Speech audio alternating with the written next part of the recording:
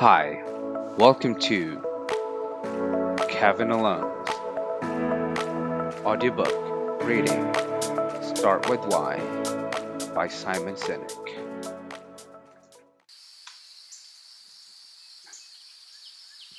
Part 2.12. In Brad's case, it is obvious that this date did not go well. The odds are not good that he will get a second date, and he's certainly not done a good job of laying down the foundation to build a relationship. Ironically, the woman's initial interest may have been generated based on those elements. She agreed to go on the date because her friends told her that Brad was good looking, that he had a good job, that he knew a lot of famous people. Even though all those things may be true, what don't drive decision making. What should be used as proof of why, and the date plainly fell flat. Let's send Brad out again, but this time he's going to start with why. You know what I love about my life? He starts this time. I get to wake up every day to do something I love. I get to inspire people to do the things that inspire them. It's the most wonderful thing in the world. In fact, the best part of it is trying to figure out all the different ways I can do that. It's really amazing. And believe it or not, I've actually been able to make a lot of money from it. I bought a big house and a nice car. I get to meet lots of famous people and I get to be on TV all the time, which is fun because I'm good looking. I'm very lucky that I'm doing something that I love. I've actually been able to do pretty well because of it. This time, the chances Brad will get a second date, assuming that whoever is sitting across from him believes what he believes, went up exponentially. More importantly, he's also laying a good foundation for a relationship, one based on values and beliefs. He said all the same things as on a first date. The only difference is he started with why, and all the what's, all the tangible benefits served as proof of that why. Now consider how most companies do business.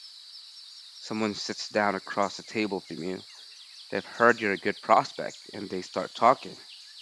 Our company is extremely successful. We have beautiful offices. You should stop by and check them out sometime. We do business with all the biggest companies and brands. I'm sure you've seen our advertising.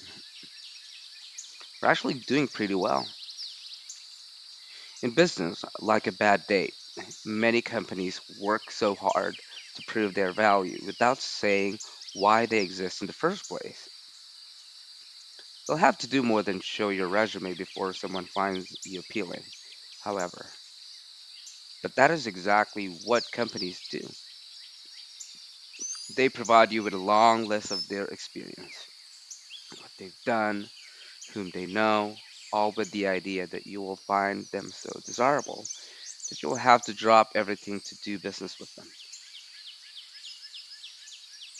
People are people, and the biology of decision making is the same, no matter whether it is a personal decision or a business decision. It's obvious that in the dating scenario, it was a bad date. So why would we expect to be any different in the business scenario? Like on a date, it is exceedingly difficult to start building a trusting relationship with a potential customer or client by trying to convince them all of the rational features and benefits. Those things are important, but they serve only to give credibility to a sales pitch and allow buyers to rationalize their purchase decision. As with all decisions, people don't buy what you do, they buy why you do it, and what you do serves as the tangible proof of why you do it. But unless you start with why, All people have to go on are the rational benefits, and chances are you won't get a second date. Here's the alternative. You know what I love about our company? Every single one of us comes to work every day to do something we love. We get to inspire people to do the things that inspire them. It's the most wonderful thing in the world. In fact, the fun part is trying to figure out all the different ways we can do all that. It really is amazing. The best part is it is also good for business. We do really well. We have beautiful offices. You should stop by sometime to see. We work with some of the biggest companies. I'm sure you've seen our ads. We're actually doing pretty well. Now, how certain are you that the second pitch was better than the first? 3 degrees of certainty. When we can only provide a rational basis for a decision, when we can only point to tangible elements of rational measurements, the highest level of confidence we can give is, I think this is the right decision. That would be biologically accurate because we're activating the neocortex, the thinking part of our brain. At a neocortical level, we can verbalize our thoughts. That's what's happening when we spend all the time sitting through the pros and cons, listening to all the differences between plasma or LCD, Dell versus HP. When we make gut decisions, the highest level of confidence we can offer is the decision feels right, even if it flies in the face of all the facts and figures. Again, this is biologically accurate because gut decisions happen in the part of the brain that controls our emotions, not language. Ask the most successful entrepreneurs and leaders what their secret is, and invariably they all say the same thing: I trust my gut. The times things went wrong, they will tell you, I listened to what others were telling me.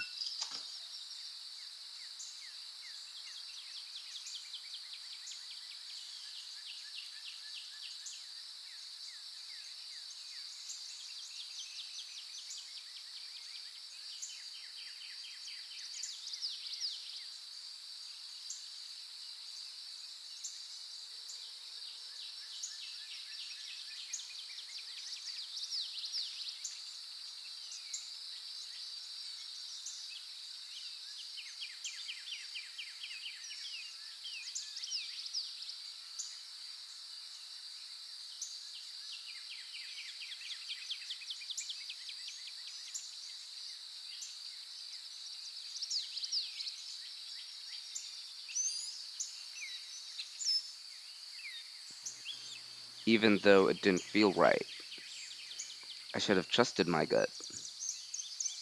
It's a good strategy, except it's not scalable. The gut decision can only be made by a single person. It's a perfectly good strategy for an individual or a small organization. But what happens when success necessitates that more people be able to make decisions that feel right? That's when the power of why can be fully realized. The ability to put a why into words provides the emotional context for decisions. It offers greater confidence that I think it's right. It's more scalable than I feel it's right. When you know your why, the highest level of confidence you can offer is, I know it's right.